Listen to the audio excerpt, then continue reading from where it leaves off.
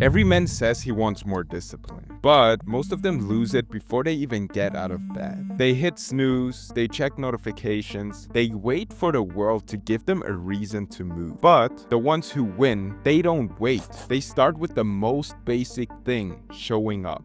No phone, no scroll, just action. I make the bed, not to be tidy, but to take control. I splash cold water, not to wake up, but to decide who I'm being today. It's not about looking productive, it's about building proof. And the proof is in the first 5 minutes. Discipline doesn't shout, it doesn't beg, it whispers, move. And you either answer it or you don't. After I wake up, I don't waste a single move. It's not about rushing, it's about control.